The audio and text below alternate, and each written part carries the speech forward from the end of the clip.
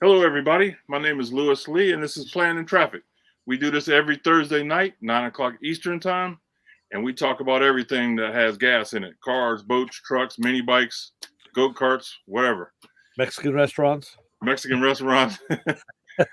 What's up, Ray? How you doing tonight? You got to eat, man. Good, Louis. Doing very well. Doing very well. Another busy week, and just keeping it going on. Being the day you stop is the day you might as well just lay down forever. So Yeah. Keep him busy. So I'm kind of retired and kind of not yet. So, 'cause I'm on vacation, so my vacation ends at the end of the month. So then I'll be retired. But I've been off for 6 weeks, and Wow. man, I haven't stopped. Yeah, that's good that you can do that. I know when I retired, my job wouldn't let me do that. I want to take a bunch of time off, and then, like, what if I come in for like that one day and then retire? And then no, you can't do that. So everybody's got different rules. It's good that your place let you time it out like that. Yeah, it worked out pretty good. Good. So you're getting used to it already. Yeah, I sleep in and go to bed late like a little kid. Yeah, it still seems like a vacation. It does. It'll seem like a vacation for a good long while, and then I don't know. With me, it was like the first day where I really had nothing to do, and I sat down after I watched Leave It to Beaver and had breakfast and I had my coffee, and I sat down in front of the TV, and I almost felt funny sitting in the chair. Right. I was like, man, it's like 9:30, 10 o'clock in the morning. What am I doing? And I felt guilty as hell. I'm like, what am I doing? I shouldn't be sitting here. I got over that. Yeah. I'm still out doing stuff more than I'm sitting. I come home in the afternoon, I sit, and then I go to sleep. So, yeah, I felt that way the other day. I was sitting on the couch, and I was like, I can do whatever I want. I don't have to go anywhere. I can go do whatever. I can go, I'll go eat breakfast by myself. I can do whatever I want. the best thing is, like my wife said, when you get used to it and you realize that you'll never go to a store on the weekend anymore. Like you used to have to, because that was when you had to go. Now it's like, well, screw it. That's when everybody's there. I'll go Monday or Tuesday, and the stores are empty. Yeah. So good feeling. Yeah, it is. It really is. It's good. You deserved it. You worked long enough. Like all of us, you work long, you put in the years, and it's good to enjoy that. A lot of people don't. A lot of people can't enjoy it. I know guys like that. They retired and like they were like caged animals. Like, I got to get back to work. Yeah, I'm happy that I'm working at what I'm doing, but I make my own hours.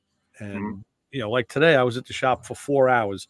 That's twice as long as any other day this week. Usually, I'm like 2 hours and I'm done. I had enough. Gotta go home. See you later. I gotta go.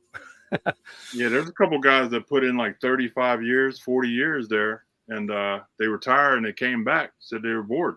Right. Everybody has their hobby, and a lot of people, their work is their hobby. So, I can't fault them for that. No, I don't either. But that's why a lot of guys will get like they'll get a job at Home Depot. It's like, hey, you know what? Maybe I know plumbing, I know electric. I did it all the time, so I'll work in that department, and help people out. So that's cool. You do it part time and make some bucks. That's nothing bad. Nothing wrong with that. Right. Now, I was just at a local gun store. I want to work over there is where I want to work. Yeah. Because, man, these guys got some really cool new stuff coming in. Oh, I can't work at a gun store. I wouldn't get paid. I'd be buying all the guns every time they come in. I know. I'm looking for parts now, so I've been emailing people. Almost not like 6 emails trying to find a trigger assembly. I made a gun. I effectively made a perfectly good working gun into a hammer yesterday. Yeah. Yeah, because I broke a part of it. What happened? I don't know. I lost your video. I can still hear you though. Yes, your browser's lost connection with your camera. Huh, that's interesting. Let me see. You popped in. Okay. So everybody, tonight we're talking about getting your cars ready for the winter time. Up north, down south, you really ain't got to worry about it, I guess. But up here, man, we gotta make sure our fluids are tight and air is right in the tires and traction. That was just StreamYard that was screwing with me. They just basically shut me down and restarted me from scratch. Oh yeah. Yeah. They make sure your camera's right. Yeah, dude, it's the same shit I used last week. What do you mean? And it just put me Right. through a whole bunch of steps. And it was like, okay, back. So Yep. Yep. anyway, So I was saying we up here north of United States we get ready for the winter different ways than down south. yeah, You know, we got to make sure our tires are right and fluids, belts, you know, all the good stuff. Cold really hurts vehicles. you're right. And so does the heat. But I'll tell you something. I come at it from a little bit of a different perspective because I'm a nut. And admittedly so. I mean, like tires, I check my tires like usually monthly. I've actually slacked off since I retired. So it's been like maybe every 2 months. Um, but I'm always aware of like, where they're at. And fluids, like I just did with the wife's car yesterday before we went out. I opened the hood. I was waiting for her. So I did. I adjusted the tire pressures. I took a few minutes. Open the hood, check the oil, make sure the coolant's good. Good. Close the hood. Let's go. We're good to go. You got to just take those little preliminary checks. Yeah. And then, of course, change the oil at the interval of your choice, not 10,000 miles. What do you do yours at? I started doing them between 4,000 and 5,000 now. Mm-hmm. Yeah, that's what And, I'm having no issues at all, no problems. Some car manufacturers want a longer change. I don't know. I kind of agree with some of the experts that say as a country, we change our oil too soon, too much, because everybody's in that. Well, everybody who's old enough is in that mindset. Yeah, 3 months, 3,000. Yeah, it could go longer. It could definitely go longer. I mean, I've proved it. I've even gotten like sloppy. And some of the cars, that you don't drive all the time, it's like, twice a year, Mm-hmm. and they haven't blown up. They haven't burned up. The motors haven't failed. It's just use good oil, change the filter, and keep looking at it. Especially with technology now too, that all the chemicals are made better. Yes, without a doubt. And the parts and the motors, like the LS motors, the 3800s. I had like 3 3800 motors that got over 200,000. Great engine. Yep. Newer engines by far are better in the long run than the older stuff. But even with the older stuff, my fleet is. I really have one. The newest car in the fleet is a 2012. That's the Cruise. Mm-hmm. Everything is older than that, and they're all. I mean, the FJ is an 08. That's got 139 on it, and everything else is older. Old iron. But the key is just keeping your eye on it, and just know your vehicle and know what it needs. And the other thing is windshield wipers. Guy at the shop just did it yesterday. He's nuttier than me. He walked out with his Windex and he picked up the wiper blade arm, sprayed a paper towel and wiped the wiper blade, and they came off black. He goes, "You ever do that?" I'm like, "Yes, I do that." I said, "It's a very good thing to do because the rubber degrades on the wiper blade, and you can extend the life by just cleaning them once in a while." They live. I don't do that. I probably should. Yeah, wiper blades are expensive now. For a decent blade, you're going to spend almost $20 a pop for a decent. When they started selling singles, that blew my gaskets. That's like buying a car battery. You know what I mean? I know, but they had to because all the newer cars had 2 different size wipers. Yep.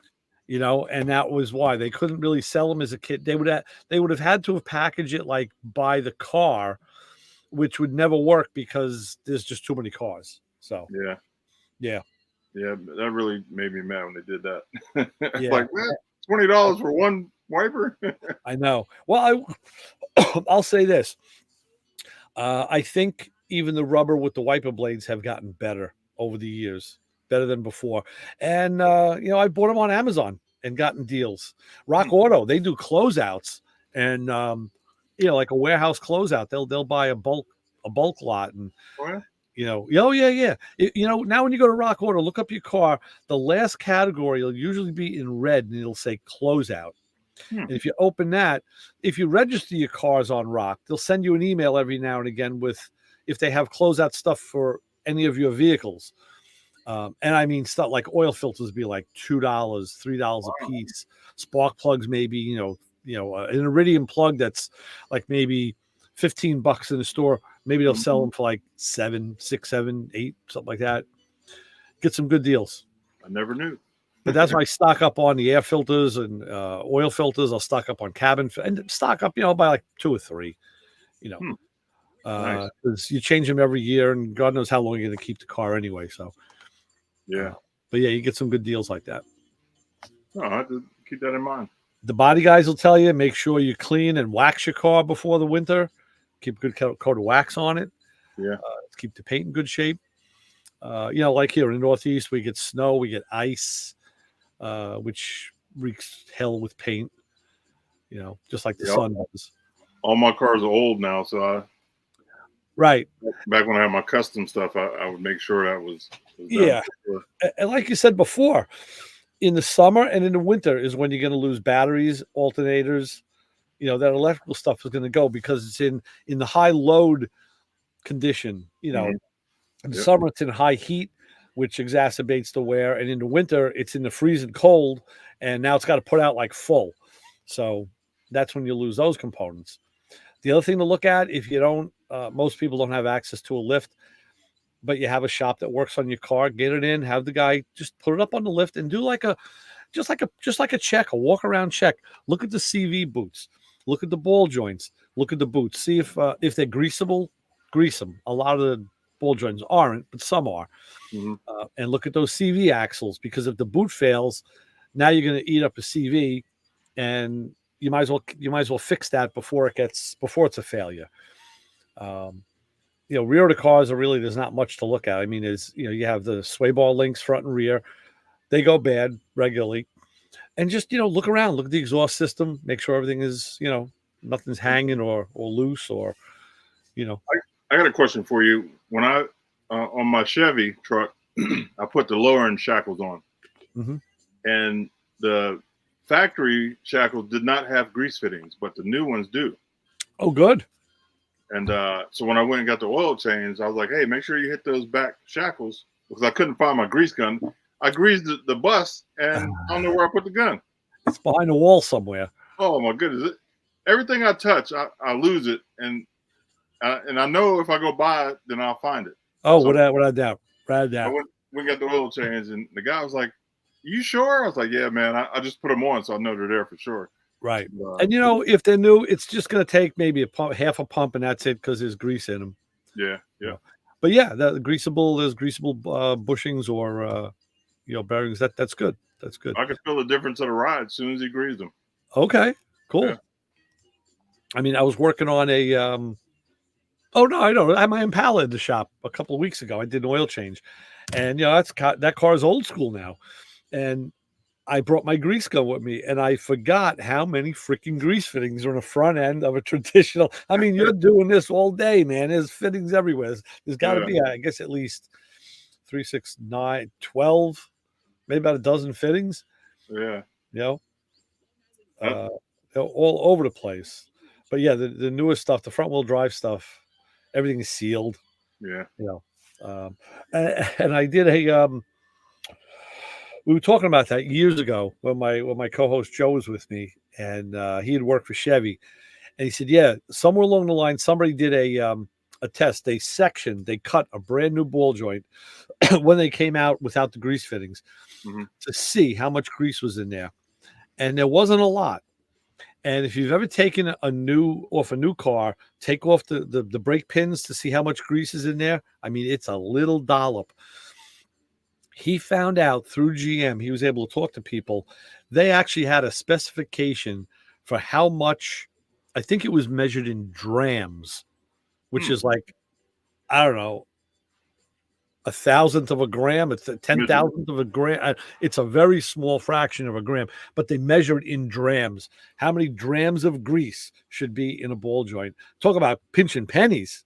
Right. They're shaving Lincoln's face, man. They're like, Well, my opinion is they're doing that so you'll buy a new car in 4 years.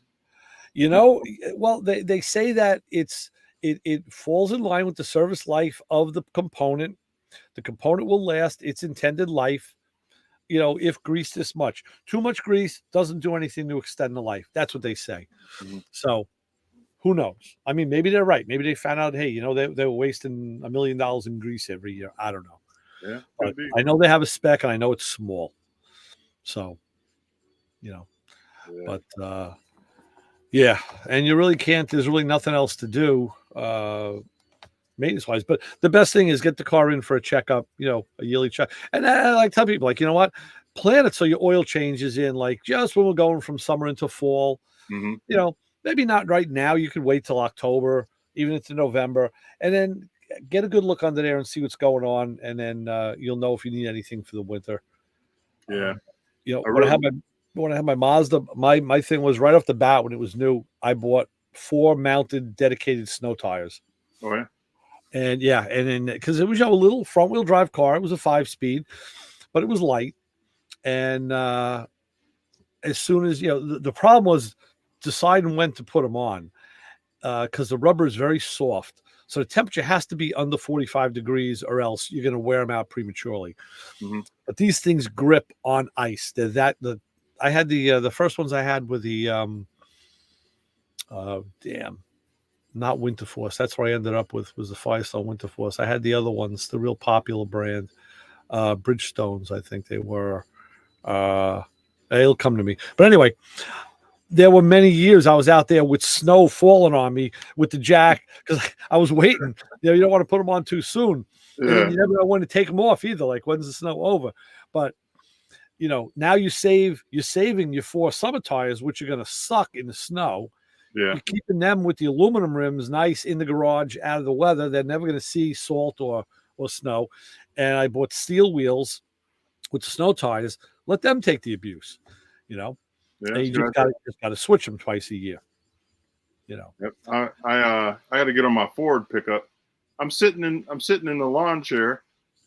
I was having to look under the truck, and I see my whole pumpkin, the bottom of the pumpkin's wet.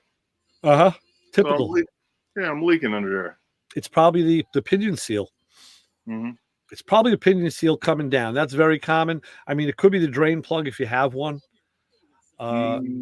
And if you have a cover, if the cover comes off, there's a gasket. They sometimes leak, but more likely than not, it's the pinion seal. Yeah.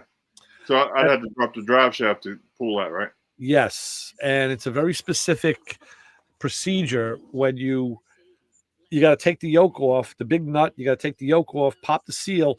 Now, some rears want you to put in a new crush washer inside. You got to look at the procedure for what's up for your rear, and to put that, once you put the seal in, there's a procedure to torque that nut. And that's why guys keep a beam style torque wrench, the old style beam.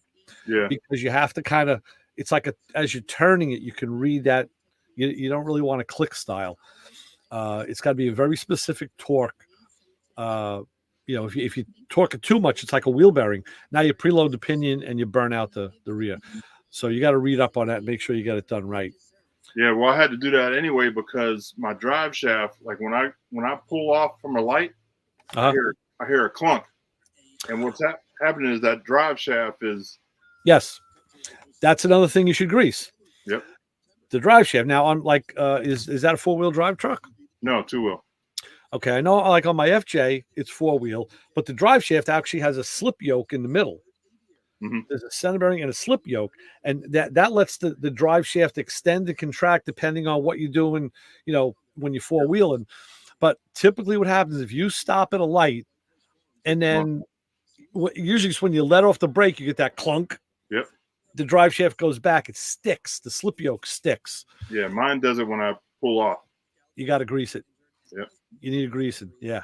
And I had it at the shop. And I told the guy, I was like, hey, when I take off, it does that clunk noise. And he was so confused. Yeah. I was like, I want you to drop the drive shaft, grease that yoke, and put it back in. And you don't even have to drive it. You could do it in the truck. Yeah. And he said, oh, we'll take a look at it. Yeah. He looked at it. Yeah. When I got it back, he was, we couldn't find anything. I was like, I didn't need you to find anything. I needed you to do what I needed you to do. Exactly. The biggest problem with that is getting the grease, the end of the grease gun into the U joint to hit the Zerk fitting. So you may have to turn the drive shaft to like open it up a little, and you may have to fiddle around and play with it. When I do the FJ, a couple of them are really tight, but you can get them. You just got to work at it. Mhm. But that you usually will take that clunk away. Yeah. Um, Yeah, I need to do it. and the other thing is, when the car's up, obviously have them look at the brakes. And when you look at the brakes, I mean, I do this all the time. Even with the project cars, like I will well, sometimes I just fixate on what I'm doing and I don't look at other stuff. But when I do my own cars, I do an oil change and I'm laying there watching the oil drip. So what do? You look around. And we kind of came up with this saying, like, you always look for something that's shiny, something that's hanging, or something that's wet. Yep. And I can't tell you how many times I was laying under the car, just looking around, and I'd look over and find a screw in the tire, and say, "Oh shit, okay, I gotta plug that." Yeah. But that's when you look around. That's when you'll see a CV joint that maybe is ripped or leaky, or you'll see a ball joint issue. You just gotta. And I always look at the brake hoses, make sure they're not cracked and split. Because that's a failure happening. And if one is bad, I would change them all. Yeah. They're not expensive. It's not hard to do unless the lines are rusted. But I tell you, I do so much brake work. Anybody who does brake work is going to have the tools and the tricks needed to make that, to get even rusted brake lines off. Yeah. There's ways. I got to do. I'm gonna do the service on the bus probably next week because it's supposed to be kind of warm next week. Yeah. Before the cold hits me, because I'm gonna do I'm gonna do the hoses, belts, Right. check everything, check much as I can, And take those old ones and throw them in the storage somewhere. Take them with you. Yep. This way if you ever get stuck. Yeah. Yeah. I'll plan. Yeah, you got to have when you're traveling, you got to have your own mobile shop with you. Yeah. All right, now let's get the fellas in and see what they're talking about. How do you lift that bus if you have to change a flat? Bottle jack. Okay. All right. I think I'm going to invest in one of those air bottle jacks because I have air on the bus, and I can. I like keeping a bottle of jack with me, but that's the story. Bottle jack. I can get the Coke anywhere. Yeah. I used to change my tires on my semis, man, because one time I got a flat and I called the service guy. It was $700. Wow. I was like, oh my God. So I bought the spoons and I learned how to change them myself. That's tough work.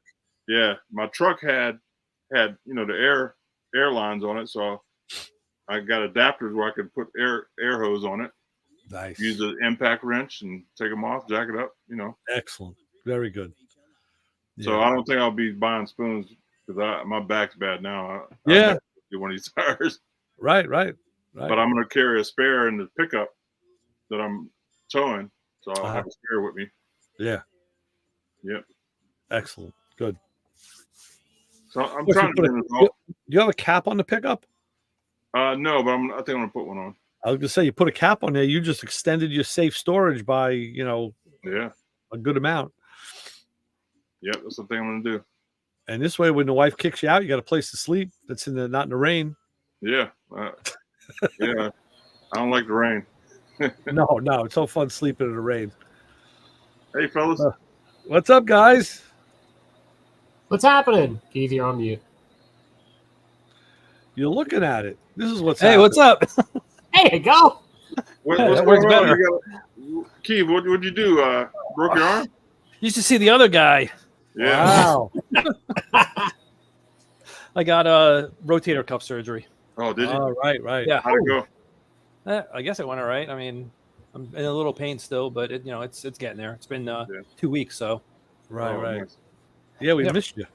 Yeah, I know. It's the one Thursday. I'm like, oh, should I join? Like, because I had it 2 weeks ago, and at night I was like, I wonder if I should join. I was all drugged up. I just had the surgery. I go, that'd be a good show.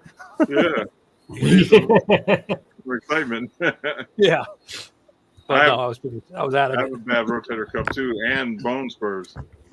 Yeah, that's what he had. They had to grind down some of the bone, and then the tendon there was like 90% cut. Wow. I had to pull that back and screwed it back in and all that kind of stuff. Wow. Yeah. Wow, that's bad. Yeah. So Brian, I thought you were in Casablanca there for a minute. He's on location. No, I'm actually I really didn't feel like going down into the garage, and so I'm kind of camping out in the kitchen. So The girls go on another Southern Sojourn or something? Leave you alone? well, they actually went to the movies. They went to go see Beetlejuice. Oh, okay. Yeah, my daughter I went. guess they remade it or redid Yeah, it. And my daughter so they went to go see that, and I guess that's what I last heard. So I hadn't seen or anybody. So That's good. That's going to be about $100 a night, huh? well, they deserve it. Okay. So, but Yeah, popcorn and everything else is more than the tickets. Yeah, man. I've been to the yeah, movies it's before. crazy. It's definitely. I was talking to somebody. I think it was probably one of my customers. That's the only people that really talk to me. So, Well, the lady at Target talks to you. yeah, well, I got a new case, Brian, a new case just for you. That's true. That is true. So, but we were talking about something. It's just the most simplest things. You can go to a event. You can go to the event, but anything attached to the event Yep. Parking. is more than the event. You just if you want to go to see, like, you go to the ball game. You can go to the ball game. You just have to starve and bake in the sun and not do anything because to do anything, it just costs so much more to throw it over. I guess. Yeah, it's crazy. Yeah. Brian, what do you think about the service recommendations for for getting a car ready for summer? What do you think? For the winter? For winter? Oh yeah. I'm getting ready for summer though. I'm going the other way. You're going the other way. Well, we do have global warming, so until we all, lick a tree and Yeah. buy a battery car, we'll be okay. But Right. Yep, I'm one step there. personally, I've learned over the years to do it when it's warm outside, so that you're not out there in 6 inches of slush or snow or freezing rain. Right. To change the coolant, or I like you said, one of the biggest things that people don't think they need to grease anything anymore. But you have your drive shafts, you have your slip joint. There are pieces that still need to be lubricated, and I just, like I said, usually in this area where I'm at, Halloween weekend is the turning point. Yeah. Okay. So when Halloween comes that weekend, they talk about how nice it's going to be, and of course it's cold, rainy, and miserable, and then that's it. That's the way the weather is for winter. And They all head south. The last few years, for the last good number of years, I was looking at my records. I was doing oil changes. I was doing them at home, like into December. yeah. Maybe it was 35 degrees or 38 degrees, but I could do that. It's not that. Well, that is true. People say they drove by and see me out there working, and it's like, dude, it was raining. Weather doesn't bother me that way.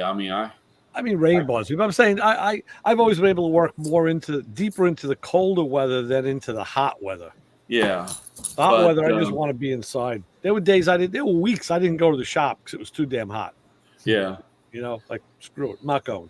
But like I said, I always tell people, at least do it when it's still warm outside or nice, and Right. you'll think it yourself, instead of being out there rolling around in the slush or whatever, doing something stupid that you should have looked at. Yeah. Were there any things that you could add to the to my thoughts and Lewis's thought? Your belts, your hoses, Say, did you guys talk about antifreeze? I came in late. yeah, No, we antifreeze. didn't even hit the coolant change. That's except every couple of years. I mean, if you want to go on stuff like that, I would say, my big pet peeve is, get your brake system flushed too. It's not a big deal. If a shop knows what they're doing, it doesn't cost a lot of money and it doesn't take a lot of time. Yeah. If they don't know what they're doing, they'll bitch and complain about it, but especially when you get into, it depends on the car. But you really have to pay attention, especially like with power steering fluid or brake fluid. But definitely coolant. Coolant is a big thing because some GMs use Dex Cool for a couple of years, and when you start mixing coolant, they start having nasty reactions inside. Sometimes you can cause a bigger problem. Brian, just so you know, that's been since like 1994. Yeah, I know. Well, I'm still, but there's still those. I mean, there are still. I was in the German stuff. When you have a Volkswagen or Audi or whatever, I mean, there's like 5 different antifreezes throughout the years. And you just can't really mix the stuff. And people say, "Oh, antifreeze is antifreeze," or it's like. It's like we get pissed off at the guy behind the parts counter because he's asking you questions about your car when you say, "Hey, man, they're all the same." Sometimes it really isn't all the same. We have a guy here who's a good friend of the show. He owns a transmission shop, and I've asked him a number of times. I don't know if I've ever asked him on air, but I've always asked him, like, listen, with all these different transmission fluids for these cars, how do you keep them in stock? And he told me, I think he told me off air, he goes, "I don't." I'm like, "What do? You go to the store every time?" He goes, "No." He goes, "We just use what we got." He goes, "It doesn't matter." He goes, the trannies don't blow up. I'm like, wow. I was surprised to hear that. Now he gives a warranty with his stuff. So believe me, if this stuff is failing, he's paying for it. So I still shake my head and still scratch my head at that one. But my daughter had a what the hell was it? A Mitsubishi. It was the Eclipse? No, I'm sorry, it was a Dodge. A Dodge Stratus had a Mitsubishi Eclipse engine in it and tranny. And it was a nice tranny. And I wanted to service it, but I couldn't see a filter online. And he goes, "No, there is no filter. It's a screen." He goes, "I could pull it out, take the screen, I clean it out with brake clean and put it back in." I said, "Wow, is that it?" He said, "Yeah." I said, "Well, what fluid should I add?" He goes, Go grab the coffee pot, pour coffee in it. He goes, "What the hell's the difference? Doesn't matter." I'm like, now that was a little extreme. I thought that was, I think he was really just screwing with me at that point. But he said, "Yeah, these things don't have a filter. If something fails inside that a filter would have caught, it's not going to get caught because there is no filter. And then you need a transmission." End of story. Huh. So, you talk to the guy who does it every day and you get the real bottom line answer. Yeah. Well, like I said, I know this is extreme because you take an Audi that ran mineral spirits for power steering, and if you put regular power steering fluid in, you had nothing but headaches and problems, and you were chasing your tail replacing everything. Right. Those things just don't mix, and it's not all the same. And was that like really I said, mineral? Was that really a mineral? Not mineral spirits. It was a mineral but oil. it was a mineral oil. I mean, it was It wasn't mineral was a spirit. DFS5 or whatever it was. Right. Yeah, because they called it the hydraulic pump. If I remember. It was a hydraulic fluid. It was a different type of fluid. They had a synthetic version of that and a regular. It was like a golden color, and then there was a green color fluid. But I mean, we ran into that problem because they said, "Oh, I had a power steering noise," or it was low, so I added fluid. And then you're like, "Well, what kind of fluid did you?" "Oh, I don't know. It's in the car." And you go in there, and it's something from back in the day. It was Track Auto. It's power steering fluid. And you're like, "Well, dude, this is the way it goes. We can replace what's leaking now, but you're going to have to replace everything. Even if you flushed it, once it was in there, contaminated the O-rings and hoses, and it was just a big round circle." And so, and I know that I made that same mistake with antifreeze. I didn't have the right fluid, and all I had was just good old school Prestone green, and I put it in, and I had a block of mud in the bottom with my radiator. Yeah. So, That's what happened with the Dexcool cars. Originally, that's how it got a bad name. Yeah. Because what happened is on the assembly line, they were putting those GM those mucilage tablets in. I actually put those in my wife's Grand Am when I had it because I had a head gasket issue. And man, when I let that thing dissolve and I saw what it looked like, I was like, oh man, this is nasty stuff. And they were putting them into B bodies, and guys were having trouble like crazy, clogged heater cores because the heater core uses a restrictor in the hose. So it was just clogging right up. I mean, in the early ones, there was a ton of trouble. Yeah. I luckily avoided that with my car. But when we were talking about winter, and I just was thinking, but it's good. I don't know how much people get into it, but I always double check my jumper cables, and I put a blanket, especially a blanket in the car, and I have a little bag just in case. Like I said, some people, the one thing I can say about today versus even 10 years ago or even 20 years ago, if the weather's bad, people just don't go out. They can work from home. I mean, I'm on the road all day long. I'm out driving everywhere, and I see the difference.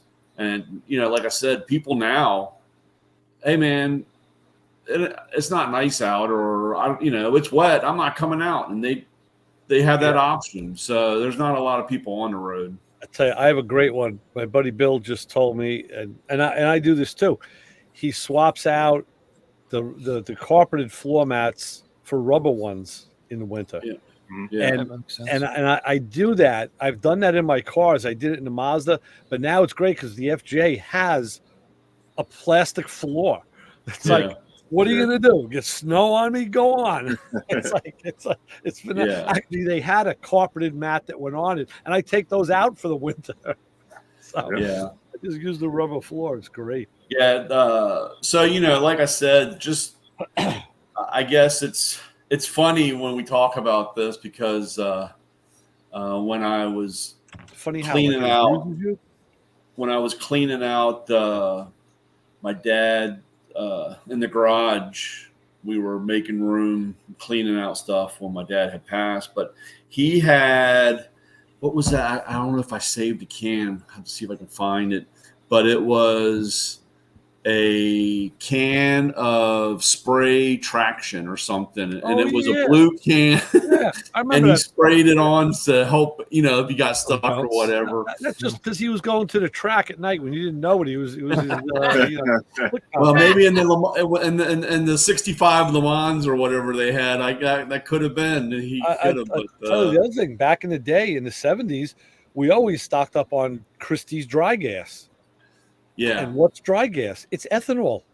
Yeah. It's exactly what it is. It absorbed moisture and that's what ethanol does. So we were putting it into gas in the winter, as a preventative. Now we want to get it out of the gas. It was funny because speaking of that, I walked into a shop Wednesday, and they had the gas can under the gas can, I mean, not a gas can, a trash can under the gas tank of a car, and they had the plug out, and somebody had filled it with 35 gallons of water. So they didn't have enough dry gas to put in to get the no, not enough. Definitely. Yeah. Not enough. So yeah, the lady said, they had a plug. It's a good thing there was a plug. They had taken the fuel line, disconnected, and was running the fuel pump. Oh, okay. But they had done it towards the back. I guess the filter was in the back or whatever they had done. And I was like, wow, it's a little bit of water in the back. And she goes, yeah, the lady that owns it kind of had an idea that somebody had put something in the gas tank. And I was like, yeah, well, they put some water in there. So, a garden hose, that's what they put in the tank. Oh, I tell you. I was like, well, maybe one of her kids drove the car and they just wanted to top the line off on the gas. Remember when mom and dad's liquor cabinet? Yeah. And you took a hit and you always filled it back up with water to put it back at the line. You know what I'm saying? Yeah. So maybe she just thought that we could drive the car and then put some water to fill it back to the line. Yeah. I don't know. Kids these days. Yeah, I know. That's crazy. So, but you didn't forget about windshield wipers? Those are always No, we never talked looked about at. cleaning the wipers, and and when I could find them, I used to put a winter blade on my car, which is just has a big boot over the ladder style. But now with the beam style blades, they don't ice up like the ladder style, so you don't really need to go for the winter blade if you have a beam style, which it's a far superior wiper blade. Now is a good time to go find your ice scraper. Yeah. Now, Because before, when the first hit comes, you can't find. It's just like not trying to find a snow shovel. Especially these cars today. Look in the trunk of the car. It's probably sitting right in the trunk of the car. It got tossed in there in the spring. I it's all the way in don't the back. know. I usually leave it out. I forget about it, and I leave it out and drive off and leave one. But I will tell you, a lot of the newer cars now, the linkages are so cheap or delicate that if there's ice and you think, oh, I can just move it, then you pop, the linkage off, or you strip the transmission gear, and you're really in. That's why I thought some of the most brilliant idea. I think Chrysler did it first, where they put a defroster grid across the bottom of the windshield to de-ice the wipers. But that's why here in the Northeast, what I have in stock is I got like 8 or 10 cans of spray de-icer. Yeah, you go out there and spray the it's alcohol, spray it on the window, and my wife's Cadillac had the heated wipers. Nice. Yeah. See, that's a great idea. I mean, they came out with heated mirrors many years ago, which was another great idea. Heated steering wheel. The interior stuff is purely for creature comfort. Heated seats, heated steering wheel. But the outside stuff, like the mirrors and the glass, it's not only a safety thing, it really is. Because people, let's face it, I mean, we all see the people, they'll clear that little circle and then take off down the road. Yep, that's what I should do. It'll melt as I'm driving. it melts all right. Not a good idea. Yeah. I'll be driving with all the snow on the back. I'm like, you could have at least put the defroster on in the back, and it would have eventually heated it and it would have sheeted off. But you're too lazy to do that. Yeah.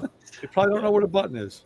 I remember driving to high school, just looking through the little area that I cleared through and they have the defroster on blasting. Right. And then by the time I get to school, the window's all clear, but I'm already at school. The whole way I drove through a little peephole. Yep. Yeah, the old Scout had a a vent tube that came up, and of course the dash on that's like about 2.5 inches thick.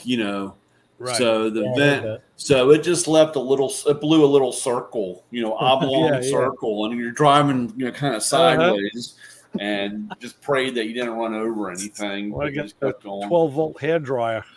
Yeah, if you were lucky, and it was the windshield wipers were vacuum operated, so you speed up and let off, and it's go faster, slower. Right. It ran off the fuel pump. It ran off the fuel pump right. On the Scout. The best, I think, is like in the warmer, like my niece is in South Carolina, but she grew up in Colorado, and then moved here to New York, so she's always had snow. Now she's down in the Palmetto State, and she'd call me, Uncle Ray, I can't believe it. Like we had like this dusting of snow and people leaving their cars on the side of the road and walking home. Drive. Like what? Oh yeah, she got a real charge out of that.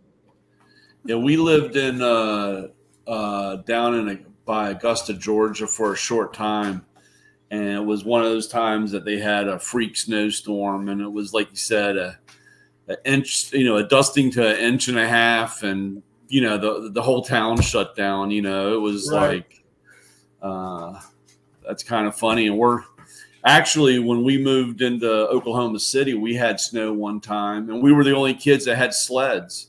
The Oh, yeah. other kids didn't even know what the hell. They were like, "What the hell are you guys doing?" Because we lived on a hill, and man, me and my brother, we pulled out our sleds, and man, we're running around like it was no tomorrow, and people looking Wow. like, "What in the heck?" You know, That's because funny. it was never happened, you know, or doesn't happen much back then. Right. That's funny. Well, the other problem with those lower states that don't get a lot of snow is they don't have any equipment to get Right. it off the road. That's true. Yeah. And you So know that's- what else? and Even people up freak out. here, because we've had so many mild winters, a lot of municipalities sold off Oh, a jeez. bulk of because they didn't. You know, mean it. you really can't let the trucks just sit. You got to maintain them. You got to do some level of maintenance. So, and they had the budget for it, but they figured, hey, we could use that budget for something else because they're probably getting cut by the state and whatnot. So a lot of them sold off a lot of their trucks, a lot of their heavy equipment, and then they're borrowing them from other sometimes it goes between Renting them out. counties or wherever. Yeah, I think I read something one time, wasn't that long ago. I guess somebody had talked about that and it was in the paper, and they were saying like, you know, the state of Florida only has like one snow plow, One snow plow sander, yeah. truck, you Makes know, sense. that's, Yeah. you know, one thing or whatever. And some of those states just have one or two, you know. Right. And I know here it's funny because if we have a mild winter and if they even hint, if there's a hint of anything, I mean, they lay the stuff on thick on the roads because they either use it or they lose the budget, you know. Yeah. And you know, you go out there and you get your shovel and you can pick up, you know, 8 pounds of rock sand and you can, you know, make homemade ice cream with it or something. But Well, now we get that. Now they brine the streets here first. yeah, they brine here brine them the too. night before, and you can oh boy, here we go. Yeah, Yeah, that brine's nasty. The funny thing is the landscaper, a lot of landscapes down here, they'll have advertising on their trucks. They'll say free snow removal. Gee, thanks guys. Free snow removal. They probably don't have to lay into that advertisement line. It's a good sales pitch. Yeah. That's we've been pretty mild. I mean, we've been mild here, but who knows? We've been real lucky. You know, it seems to be like every other or every second year, and it's definitely getting warmer up here. Yeah, we had more stuff down in southern Maryland or down by the bay than being more north like me. Right. It's been kind of weird how the pattern's been, but we'll see what happens. Yeah. This year. Lewis, you were talking about the air bottle jack. Yes. I bought the one. Did you ever see it like for engine hoist? It has the big. It's basically just a big bottle jack, right? Mhm. I bought the air one on that. It's awesome. You just sit there and all right, you gotta go up. Just hit the button. Just go. Oh, for the engine, yeah. For the engine hoist, and then you can still pump it. It still has the part where you pump it, and then you just let it down like normal. But it's just the air, uses the air to pump it up. Where did you buy that? That was at Harbor Freight. Harbor Freight, The guy that made my toe tabs has he took a regular a press. It's a pretty big press, but he put one of those on the press to make it hydraulic. Yeah. Yeah. Now he's bending like 3/16 quarter-inch steel. Like wow, crazy. Yeah, that was like one of the best things. The old one went bad. I was like, oh, I'm not going to replace it. It was only a couple of more dollars, and I got the air one. I go, this is cool. Just hook it up. Right. You don't even have to sit there and pump the stupid thing the whole time. Right. Yeah. Now you just have to learn when you're using the air. It's kind of like I remember when we finally got the transmission jack that was air powered, and you had to learn foot control. It wasn't you just couldn't put your foot to the metal because then the pump would come up and you're like bouncing around. I know that guys change over on the tailgate, on the lift gate on the tool truck. They change over to Bluetooth, so they have a key fob. Oh. And the guys were talking about learning how sensitive the button is because you're like, oh shoot, yeah, you have to get it lined up when you're rolling the box out of the back, and you know, you Sure. don't like on some of the trucks, especially my older one. This one has a plate, so this one you can still open the door or get it partially open. But you know, if you get too high, then you can't open the door, or if you don't have the door open all the way open, if you have it slightly open and you bring up the lift, you grab a hold of the door and start to bend the door frame. You know, Wow. so relearning the sensitivity, you know, you just have to pay attention instead of just letting that air. Is there like a switch or something you have to turn on to activate, or just walk up to it, just start hitting the Bluetooth button? Well, it depends. Like I have an on-off switch. Yeah, on the truck, and then use the button. and then I have a regular. I still have the regular controller. You know, the yellow controller that plugs in. I haven't switched over to the Bluetooth yet. I really haven't. To me, my problem is I have a feeling that, or a fear of losing the key fob. So it's bad enough, you know, I've left my controller, you know, I've set it down and drove off. So, I mean, you know. So the controller is already wireless? No, it has a wire that plugs wire into the truck. And, you know, that way, some guys, usually what happens is they leave the controller on there's a little hook that you hook it on, and on the outside some guys will leave, because I've done it, I've left it on, then you're driving and you look in your mirror and you see it bouncing along on the road, just the shit out of it, and it's, you know, it's gone. So then they say, oh, okay, I'll stop by the Tractor Supply and buy the Bluetooth connector and do it that way. I just I hate having keys in my pocket. So Just something else to lose. You know, having that, I would, you know, the key fob, I would have a feeling that it would get lost someplace in the truck, or Just put it like an earring through your ear, you know.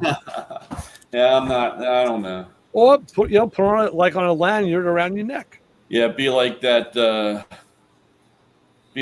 kid that has to have the socks. I mean, your mittens with the string that wraps around you.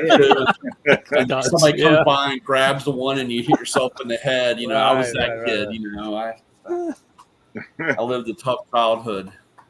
That was, I think that was an old Bill Cosby skit, or Bob Newhart. Probably Bill Cosby, I think, on a record. I think it was a Cosby, yeah. Yeah. I had the Bluetooth winch on my trailer. Oh yeah. Yeah, that worked out pretty nice. Yeah. So, but and then actually sometimes I can't find the controller, so then I'm using a power probe. So I just plug it into the plug and use the power probe to run it. And that's funny.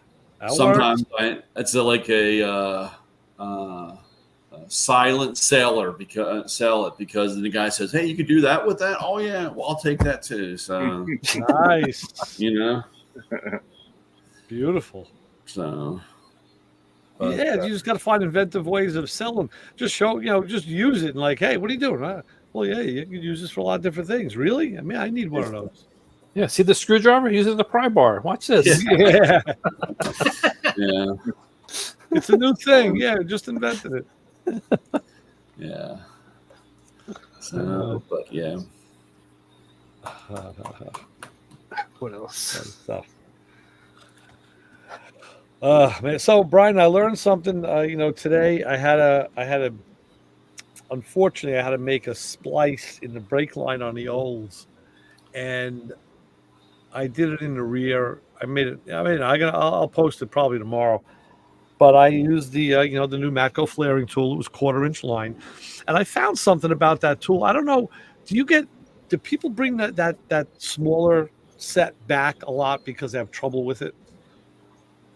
No, maybe they're not using it, because what I found is this: when you put the the clamp over the line and you tighten the Allen screws, you got to be damn near almost flush before you can thread the other fitting on, the press fitting, because it'll grab. And I think if people start to force it, they're going to damage the threads. So I found that I had to keep tightening those Allens so I could get the other half of the fitting on, and then I had no trouble. It worked beautifully. But I just thought of people being anxious and not taking their time. Yeah, and I mean, I sell quite a bit of them, and I mean, I've had maybe one or two come back. Usually, they say, "Hey, when I tighten up, the line moved," and that's what not the alloy, but the softer lines. When they grab into the teeth, they grab into the teeth of that, and Right. then it won't lock into it. On some of the softer lines, I found that it actually left witness marks in the line. Yeah, and you have to. And then I usually just, I'll take a little pick or a wire brush, and I clean that out. And they say, "Oh yeah, I never had a problem." I said, "Yeah, you just have to clean out because, like I said, after doing a handful of brake lines, those teeth or the grips in there get filled with the residue or left, what they've tore off of the brake line." I make it a habit of spraying it out with some brake clean before I put it away, just to get any kind of residue out of it. But yeah, so I was just wondering because I used it today, and I was wondering. I saw that. I said, you know what? I'm taking my time, and I actually went and fiddled with it like maybe 4 or 5 times in a row before I was happy with how it threaded on. Mhm. And I said, man, I can see guys saying that's twice and that's it. They're not gonna. They expect something to work like magic, Yeah. Not everything is magic. And I mean, I've only used that one once or twice. I'm spoiled with my hydraulic one. Yeah. I mean, that hydraulic one. Well, but I'll tell you the truth. And I was up under where the rear hose comes through on a GM, and then you have the hard line that goes into it. That was the line. I had a splice. I made a piece like shaped like an S, and I came over about 4 inches. So I was up like under the floor and I had braces all over the place. I couldn't have used the hydraulic, even to use the traditional one, with the handle that you would. Even that would have been a little. Now, bit see of a here problem. lately. Actually, it's funny that you said that because here lately, I've had more guys bring the old school traditional T-bar, that bar. Uh-huh. I've had more guys bring. They can't get it tight enough. Maybe it's with the lines. Maybe it's with the newer lines. And I've had more guys come to me and say this doesn't hold or this doesn't work. Or actually, I've had some where the guys tighten them so tight, that wing nut. Yeah. Because it's 2 pieces, they've actually snapped them off. Wow. And I'm like, now, I know they give you a bar in that kit, and the bar is made to go into the wing nut because the wing nut has little reliefs in it, to give it a good tighten. But man, I've never broken. I've actually just reminded me I need to order one. I had a guy give me one today, and I was like, dude, what the hell? And he's like, I couldn't get it tight enough. It wouldn't hold. And I'm like, wow. But I know metal hits. It only gets so tight until the 2 pieces of metal hit. Won't go any further, right? But that's the thing. What Brian's saying. Now if the guy used like a Bendaflex line, and like I found out when I lent my Matco tool to my buddy Kevin, and I had just used it, it worked like a charm. I lent it to him, and he had all sorts of trouble with it. And then we compared the brake line, and the brake line was different. The stuff he had was different than what I had. I bought mine from the auto parts store here in America. He bought his off Amazon, and I think it was a metric line. Yeah, and it was a you got little to bit watch smaller, the metric lines. and he couldn't tighten that die. Just for a little tip, a lot of guys are buying stainless steel brake lines, which there's nothing wrong with. But when you go into flaring or cutting or any of that stuff, you need to have a little torch, and you got to heat it up. when you They're do it. using stainless steel for repairs. Well, they're either like they sell a stainless steel set of brake lines to change. Like they'll change Yeah, well, brake I've done a lines. couple of those. They have the ends on them already. I know that, but sometimes these guys will still cut this stuff, or they'll get one that's mangled. I don't ask questions anymore. I just try to help them to where they need to be helped. All right, But gotcha. and that's not the camp. But even like I said, they'll use stainless steel and they'll cut it down. They'll get a piece. They'll get a piece of line, and it's a stainless steel line that they're putting in. They're not, you Right. know, they're just being sent a stainless steel line. They're putting that piece in, and they're having all kinds of problems making the flare. Yeah. And if you don't heat it up, you'll have that problem, either not making a good enough flare or cracking it because you're turning it so much to move it, and you got to Right. heat it up. It's just one of those little. It's one of those things that your dad should have told you, but he never did. No. You know, but that type of thing. But because it's very similar. I can't tell you how many times I go up to the car show and somebody put a suspension together using stainless steel, Steel bolts. I see it all the time. and you're like, dude, there's no strength in this. I mean, it looks good, but you can't be driving this car. No. Right. The tensile strength is not there. The ductility. Yeah, it doesn't have the ductility of a steel bolt. And and then the guy goes, "Wow, I never knew. Oh, I didn't know that. That's why that bolt keeps breaking. You got to replace it every 3 weeks or 2 months or whatever." And you're like, "Oh my god," But Yeah, that's why. that's why they survive. Now, see, I couldn't do that because I know what would happen if I Right. was sitting there and I fed. All I have is the stainless steel bolt. I'll put it in. It'll be okay. Well, I already know the real truth that won't happen. So I'll go out there and the wheel will come off and I'll crash into the tree. Right. But these right. guys, that's how we lived when we were kids. We didn't know any better. We That's didn't why know we got we just away. did it. Yeah. Right. We didn't know when we hit how hard it hurt. And when we get older, we know that, so we don't do stuff like that. Very true. So, that's I guess that's my fatherly advice tonight. That's good. That's good advice.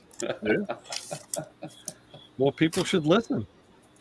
I don't know about that. Well, yeah, it's good advice. People should listen to good advice. So Hey, I got a question. Debbie posted something on the Facebook Plan of Traffic page, but I was at the doctor, so I didn't get to look at it. Did anybody know what happened? Like car was turned over or something? Who was that? Debbie who? Jones, Papa Squirrel's wife. Oh, no, I don't know. no, I didn't see that. I didn't read it. I saw something. I didn't read it though. I didn't I'm have a gonna chance. go back and look. I have to go Let's back and look. see. I was that was awesome what they did for Tori. That was Oh yeah, I saw that. I was like, man, that's pretty cool. yeah. What was that? IROC?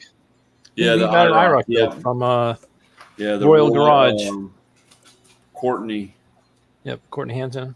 They did a car for Tori. Really? Yeah, they did a IROC. What was the- 28. Huh? What was the purpose of that? What was the reason? It was part of his 9/11. Being a first responder, they showed that they gave the car to him at Plaza One and everything. One Plaza. So Yeah, when that did they? was- Do you think did they give him the car like real recently, like yesterday or something? Or? It had to I- be because listen, I was just You talking talk to him. I was Yeah. just talking to him last week, and he was having me try to help him decide what cars to sell, and he didn't say Yeah. nothing about a Camaro.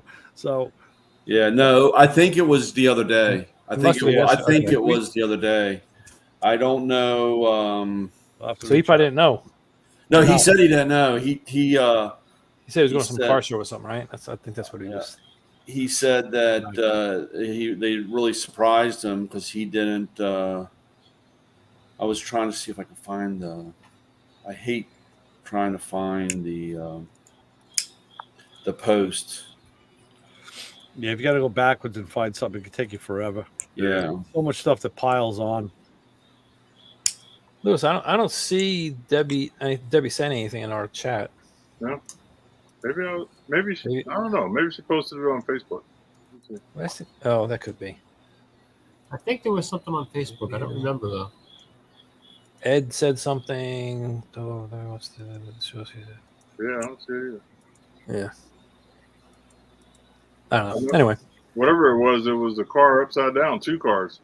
Really? Oh. Yeah. Really? That's Wow.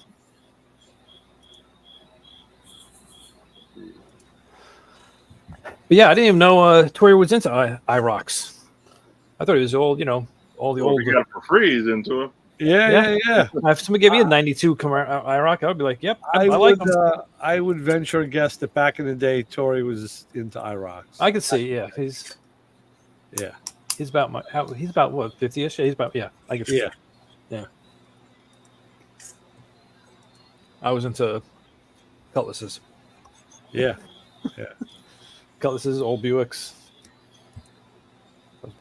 Beating those IROCs and Mustangs back then. Right. Yeah, I was into making fun of them myself. Yeah. Hey, I had a pretty tough one. Yeah. You'd have had a hard time with me. Yeah. Well, that's it. I mean, I always admired the guys who, after a couple of years, sleeper it out and put a 350 in it, or like, really, make them hop, but let it keep it looking exactly the same. That got some respect. Oof. Oh Nice. boy. Yeah, she said they were hit real hard, and But is that them or? yeah, Papa's. It's her and her friend, I think, Kat. Oh, damn. They were on a road trip. Check up on them. They didn't have a. I thought they had a picture, but they were. But that was Tori. Yeah. In the blue. Oh, it just changed. Man, I tell you, this technology is wonderful. So yeah, back in high school, I had a 75 Cutlass. I bought it with a 350 in it, 350 tranny, and it looked like crap. And then I just kept upgrading it. I changed the transmission out, put a Turbo 400, then I put a 455 in it, and I kept going to the same places, racing the same people. And then like, they're like, how are you beating me now? I'm like, I don't know. That's funny. Look, it's the same engine, and if you don't know any better, look at the old 350. You can't tell if it's 45. I can tell. Oldsmobile people. Oh, I can tell. I'm working on a 455 right now. Believe me, I know exactly how every fraction of an inch bigger that thing is. Yeah.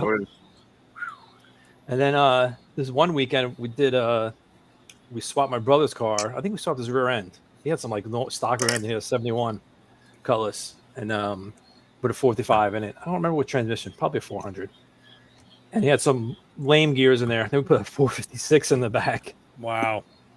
And we went off to go drive around and look for some trouble. And it took off real quick.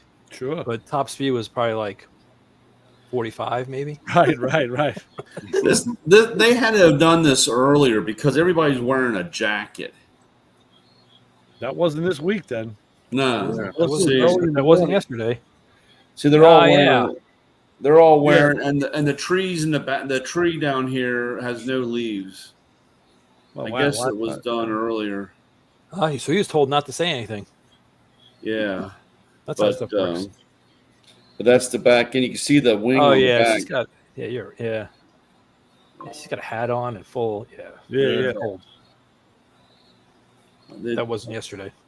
No, it was.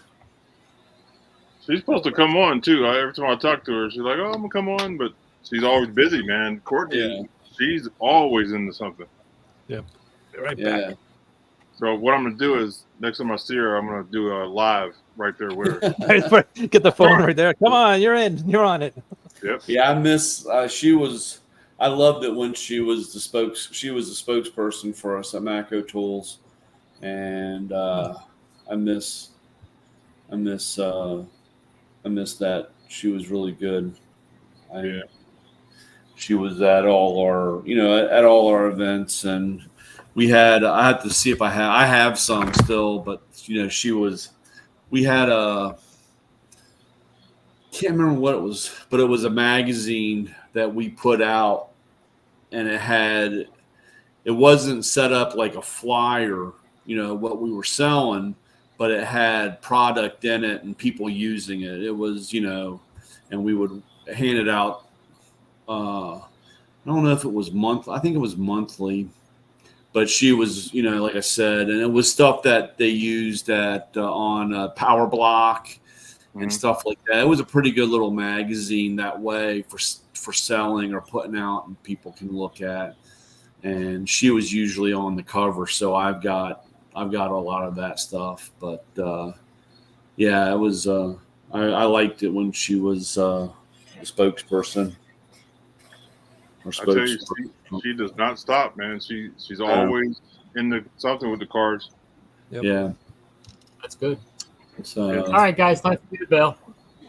time to bail. Have a good week. Good dinner. Have a good week. See you later, man. Take care, guys. See you next Thursday. All right. So we That did was his this. cricket. It was his crickets. That was or tree frogs. Yeah, some kind of wild. Yeah. Yeah, we have we got a couple pools. People have pools, and it gets kind of quite loud at night with the little Frogs going the in there. tree the tree frogs or whatever. They're just little things, and they're loud as hell, man. Yep. So I put the batteries in my golf cart. That worked out pretty well. Yeah. I got this kit with I didn't talk about it yet, did I? I don't think so. no, you changed over to a 12 volt, or you got 6 volt ones? No, I got a whole 2 batteries, and it's 48 volts. So 2 48-volt batteries in series. Wow. They're Yeah. expensive too. And- Those batteries. Oh shit! Yes. But Yeah. it was only, I don't know how much more. It was more than me just replacing all the other batteries, but not that much more. Yeah. And now I saved but the other batteries were like 300 pounds more. Oh, heavier wow. than what I You put have in there. more So- batteries. Yeah, so I lost 300 pounds, so that's good. Yeah, actually, even pretty more because I didn't take the big charger out yet, so that thing I can get out of there. And the wires are smaller. Wires are smaller, and yeah, and the batteries are so light. I'm like, holy cow, these things they weigh nothing. I think Great. 30 something pounds a battery, a 48 volt battery. Yeah. And it comes with the charger, a tiny little charger that's like this big. I was like, this is awesome. Yeah. And now I don't know. I think it's faster. The kids say it's the same speed, but it feels like it's faster. It's got to be. It's hauling around 300 less pounds. Where'd you buy the batteries from, Keith? Bigbattery.com. Okay. Mhm. Yep. They sell a lot of off-grid stuff too. Yeah. I worked a deal with them. They're supposed to give me like an affiliate code so I can get kickbacks on there, but I got to get hold of them again. Yeah. Because I'm doing a video on it. I have the video recorded already. I just need to edit it and put it up there. Nice. But yeah, it went a lot easier than I thought it was going to go, and they fit right in with where the other batteries were. Just took all the batteries out and just put these in place of the 2 other ones wherever I wanted. Now, how many batteries did you have in it? 6. So now you Yeah. now you have 2. I have 2. Yep.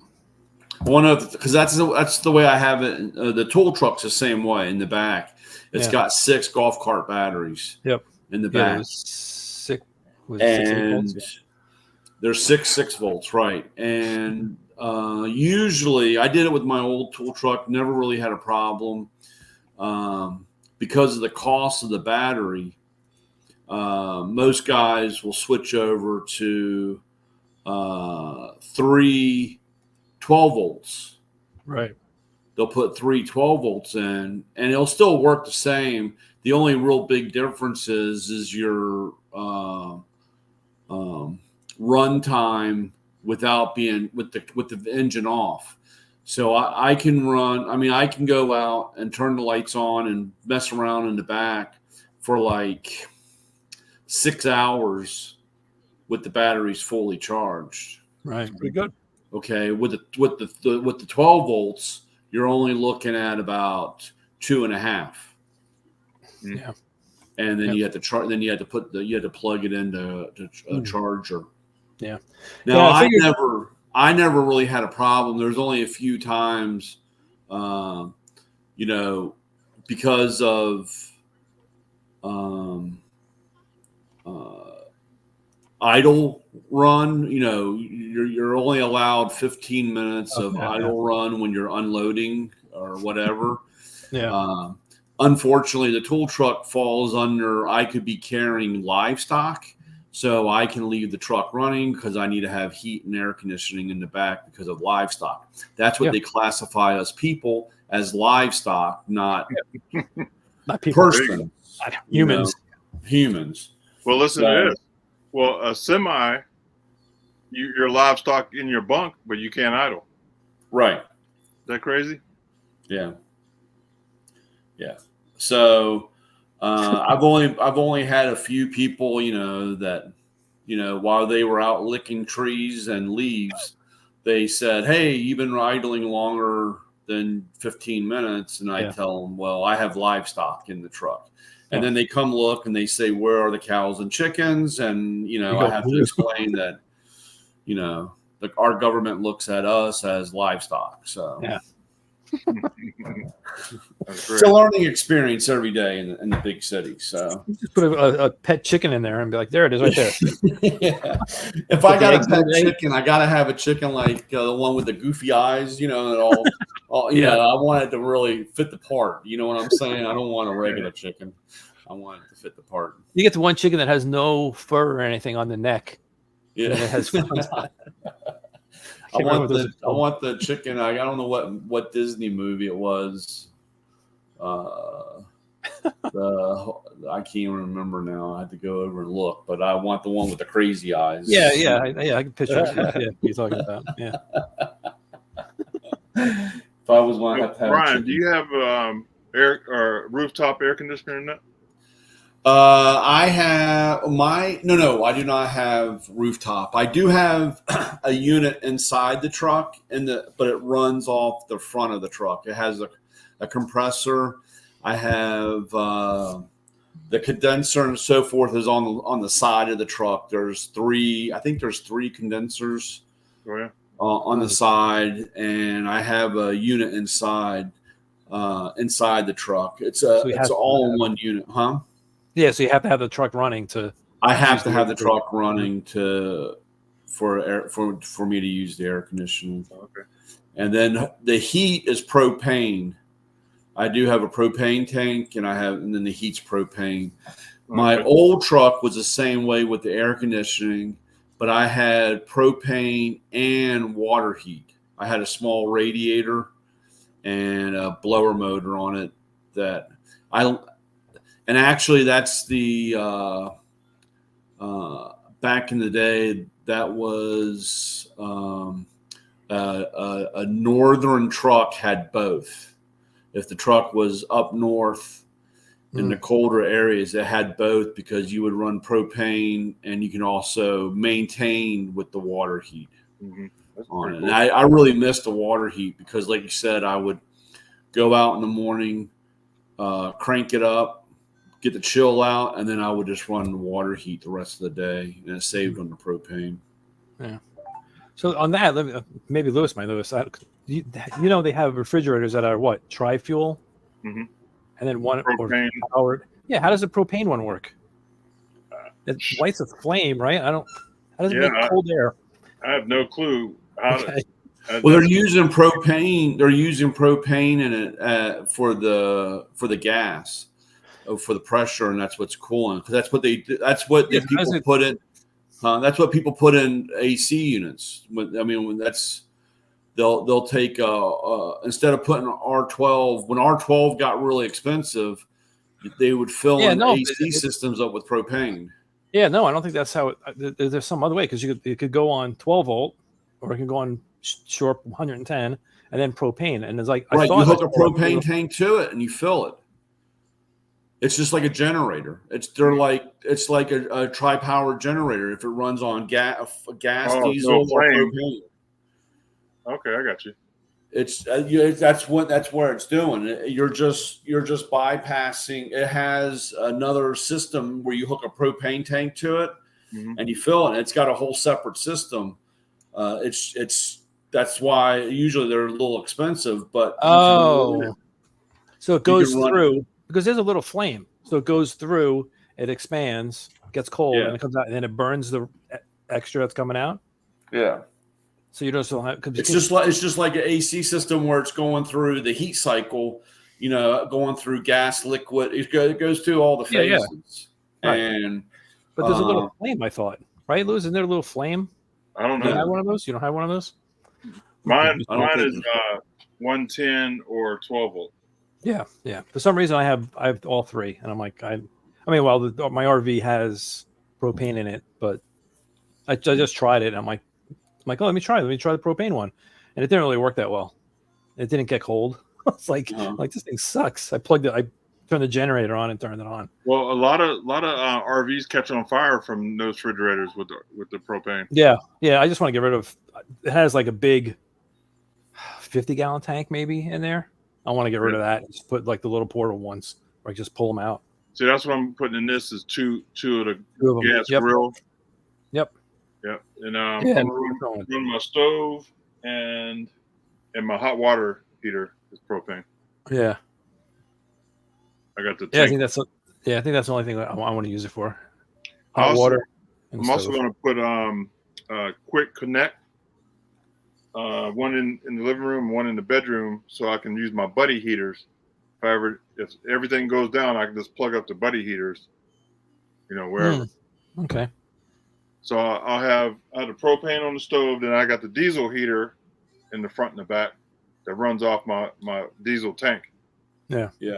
That's what the newer trucks are. That's what they switch to. They switch to the diesel. Mhm. The diesel heaters, and those are really good. You just have to Clean them. you have to be careful and not run out of diesel. When they go dry, and you have. Well, to make sure- when I plumbed my tank, I left like 3 inches before it hits the bottom. Yeah, So See, it won't run out. the heater cut off before it drains the tank all the way. yeah. Or you don't want to pick it on the bottom because of sludge, or if you get anything in the tank, you don't want on the very bottom. But that was the problem that we have with the propanes. The propane stuff, believe it or not,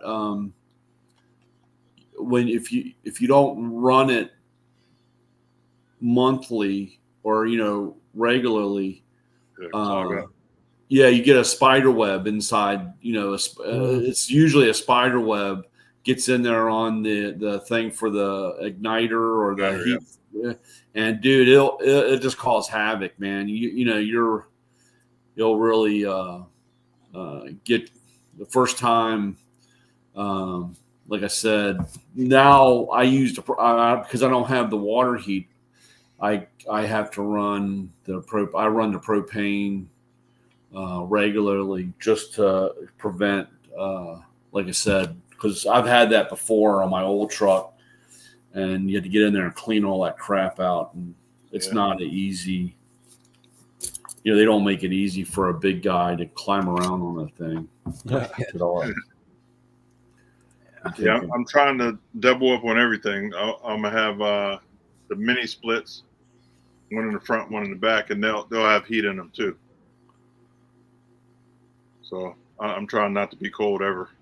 Good I idea. can tell. I mean, and you're going to stay south all the time, so Not even gonna use it. not even going to use it. You never know, man. Global warming. That's around be down in Texas and snowstorm. Well, I've been in Texas, and I've watched it snow. So we went to San Antonio one year for our toll convention, and we came in and there was snow on the ground, and we all kind of looked at each other like, Where are we? Are we in Texas? Yeah. Like out in Vegas, man, it's been getting cold the last couple of years. Yeah, nighttime. Like last year, it was cold the whole week. I only had one pair of pants, and I had to go buy some more clothes. It was cold. But that was like 1 year. it was of course it's February, and I was up here, and the girls were down in Florida, and I had my brother-in-law. I don't know. Well, I had season tickets to the Daytona 500, and we had tickets for the truck race. I mean, it came as a package deal, so you had the whole week, you know. And I asked my brother-in-law if he wanted to go to the truck race and everything, and he's like, "Yeah." So we got on a plane, flew down to Florida, and of course, I didn't take anything. I mean, I changed. I mean, I'm figuring, oh, it's, you know, I've been in Florida during February. It's not that bad. So I'm like t-shirt and shorts. Shorts. Yeah, we jump on the plane. We fly down there. The wife picks us up, takes us out to Daytona, and it was the coldest night of the year, 17 degrees, and everybody's wrapped up in blankets. You couldn't buy anything because everything was wiped out, and you have two idiots sitting there in shorts and t-shirts watching the truck race, and we got about halfway through, and we're just like, dude, this is it, you know, and coldest night of the year. And I remember the guy saying, it's the coldest night of the year, 17 degrees. And I was like, yeah, F this. Yep. So I guess you can still have that cold. So There we I guess go. it's be warm. That happened to me. I went to California with a bunch of friends, and I just, go to California. It's hot there. I just t-shirt and shorts. I went there, and then at night, I'm like, all right, we got to go somewhere. I got to get clothes. Yeah. Put a jacket, put some pants. I'm like, it's freezing. What the hell's going on? Yeah, it was crazy. So sitting there and everybody looking like, look at these two idiots, you know? So T-shirt and shorts. Yeah. yeah, that was a cold night, boy. I tell you. Yeah, there's been Yeah. some cold nights. I remember some cold times down here. Yeah. I go outside, there'd be actually frost on the windows of the car and stuff. I was like, oh wow, it must be cold. Yeah, Never know. yeah. I don't know what those alligators do when it's cold like that. I think they just freeze up in the. I don't know. I know all the lizards fall out of the trees. Yeah, that was They freeze up when and fall. one time we were down there. We were down there, and they were talking about how cold it was, and they were saying don't touch them or whatever. You'd be walking along and hear something thump the ground, and Yeah. yeah. And they were like, well, they didn't want people to pick it up and like take it to the room. You know what I'm saying? Because then Yeah. it gets heated up, and you got this It wakes up again. Tasmanian devil thing eating everything up in your room or whatever. Yeah, iguanas all over the place. Yeah. The iguana. And what do I've you always feed seen- iguana? Lettuce and stuff like that. Yeah. Uh, I've only seen one, probably all my years living here, maybe one or two iguana-sized lizards here. So I don't know. Maybe I'm not south enough. I don't know. Yeah, you I'm see the seeing- little geckos. Yeah, they see the little ones all the time. Yeah, the little yeah, ones, the little geckos. Yeah. and the chickens eat them. There's none over by the chicken coop. Wow. Poor, Yeah, poor the lizard. kids are horrible. They'll take one and they go, "Watch this," and they throw it in there, and they're like little vultures, like little raptors, go and get it. I'm like, that's disgusting. Yeah, I can't remember what they call them up here, but we've just started getting these little lizard things up here, and they're like multicolored and blue and pink and Do they slither? Because there's like yeah, they skinks look like that are they look like a snake. It has like a snake head on them, but they're little yeah, lizards a thing. skink, like a skink. Yeah, Yeah, Man, and I tell you, we got a couple doesn't of those walk, it like things. slithers, kind of. yeah, weird. it's kind of weird looking watching those things. Yeah, it's like a snake So- with legs. Yeah, they're new or they're Absolutely. they're migrated more up. Yeah, somebody must have brought them up there. So, I was going to ask, what time is it? Is it time? Oh yeah. Ask Lewis. How's the cats doing? Well, no, we covered that already. Oh, did you? Send the Yeah. skinks to Springfield. Yeah. Luckily they're It's a hours couple away. hours away from me, 3 or Yeah. 4 hours away. There'll be little appetizers. Poor kitty. Ducks. Yeah. And the Yeah. geese, yeah. Yeah, we listened to it was on the news. They had a call. Somebody called the police, and they went out and was talking to the lady and said, "Hey, did you eat the cat?" Oh, I And the saw that. Yeah. Yeah, and they were checking her mouth and stuff. Yeah. Yeah. Crazy. No, I watched a YouTube of this guy Tyler Oliveira, and he went there. It was like right after the debate because he had a clip of the debate of Trump saying that. I was like, wow, I go, he's right on it. Mhm. So and he went out there and he was asking everybody. He asked it was funny. He asked all the Haitians, anybody eating cats? No, nobody's eating cats. That's funny. They're laughing. No, we don't eat cats. Then they asked all the residents that've been there for a long time. Like, yeah, there's a van driving around picking up cats. Like, what? And like, then they go, there's the cat lady down the block. She used to have like 50 cats. Now they're like 20 cats. Yeah. Yeah, I don't know what the number was, but yeah, it was something. I was like, I don't know what's happening. It's a funny story. That's all I care about. It's funny. Well, now what's happening next week is Trump is coming for a rally right here in Nassau County. He's coming to the Coliseum, Oh wow. Oh yeah. literally right next door to where I worked. Yeah. You know, so yeah. Well, Did you see Biden wearing a Trump hat today? Yeah. yeah. I saw that. That dude's dumb as a box of rocks. I know. They didn't put it on right. He put it on over the other hat. It's like, what's Yeah. going Yeah. on? Yeah. But still. Yeah, I know. All right, so we're gonna log off the live. We appreciate everybody in the live on YouTube and Facebook, and please tell all your friends that we do this every Thursday night, and we have guests come on from different companies and different celebrities, so keep an eye out on us, and please like, share, and subscribe. And we are off. See you, YouTube. Absolutely.